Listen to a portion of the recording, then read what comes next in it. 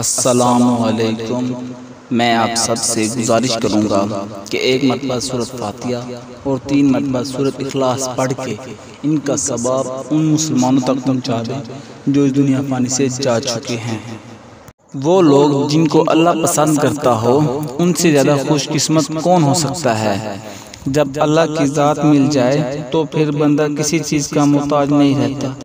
ایسے 4 خوش قسمت لوگ جن کو اللہ پسند کرتا ہے، اور اللہ کی پسند کا کیا مطلب ہے کہ اللہ انہیں مل جاتا ہے۔ ان 4 خوش قسمت لوگوں میں سے ایک وہ گناہگار انسان ہے جو اللہ تعالیٰ کے سامنے توبہ کرے۔ اللہ کے سامنے توبہ کرنے والا انسان اللہ تعالیٰ کو بہت زیادہ پسند ہے۔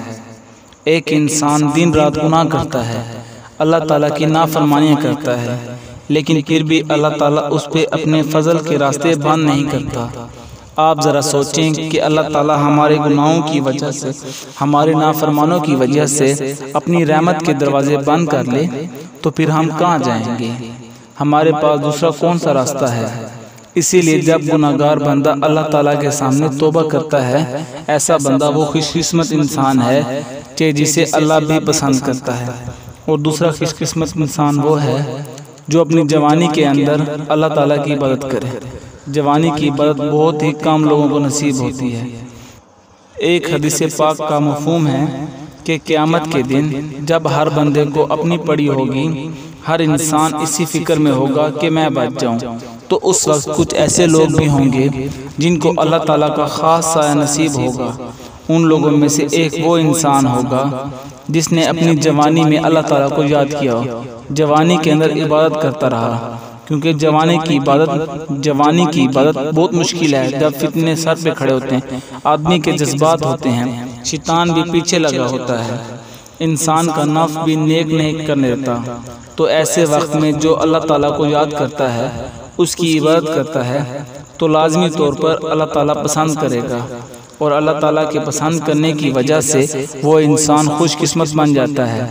اور تیسرا خوش قسمت انسان وہ ہے جس سے اللہ تعالیٰ نے دولت دی ہو، مال دیا ہو، لیکن وہ مال و دولت کے باوجود عاجزی اختیار کرتا ہو، تکبر نہ کرتا ہو، اکر کرنا نہ چلتا ہو، تو ایسے انسان کو اللہ تعالیٰ بہت پسند کرتا ہے۔ جس انسان کو اللہ تعالیٰ تھوڑی دولت دے دے اور کرنا شروع ہو جاتا ہے، لوگوں کے اوپر تکبر شروع کرتا ہے اور سمجھتا ہے کہ میرا ہی کمال ہے، تو ایسا بندہ اللہ تعالیٰ کو بالکل پسند نہیں۔ اللہ تعالیٰ کو وہ بندہ پسند ہے جس کے پاس خوب مال و دولت ہو، اللہ تعالیٰ دی ہر نعمت ہو، لیکن وہ عاجز ہو، تکبر سے پاک ہو، تو ایسا بندہ بھی خوش قسمت ہے، اور ایسے بندے کو اللہ تعالیٰ بہت پسند کرتا ہے۔ اور چوتھا خوش قسمت وہ ہے جو کمزور ہو، جس کے پاس میں کچھ نہ ہو، اس کے اوپر بیماریاں ہوں، مصیبتیں ہوں، لیکن وہ ان حالات کے باوجود اللہ تعالیٰ کا شکر ادا کرتا ہو اور یہ کہتا ہو کہ اے اللہ، جس حال میں تم نے رکھا میں اسی حال میں خوش ہوں، میں اسی حال میں راضی ہوں، اسی میں تو حکمت ہوگی۔ تو ایسے بندے کو اللہ تعالیٰ کی رحمتیں آتی ہیں کہ میرے اس بندے کو دیکھو، اس کے پاس کچھ بھی نہیں رہا، ایک کمزور ہو چکا ہے، اس کے پاس طاقت نہیں رہی، بیماری کی حالت میں ہے، لیکن پھر بھی میرا شکر نہیں چھوڑ رہا، میں نے اسے جس حال میں رکھا ہے اسی حال میں راضی ہے۔ اکثر لوگوں کا یہ حال ہے کہ ان کے اوپر بیماریاں آتی ہیں، کمزوری آتی ہے، بے بس ہو جاتے ہیں، تو ناشکری شروع کر دیتے ہیں۔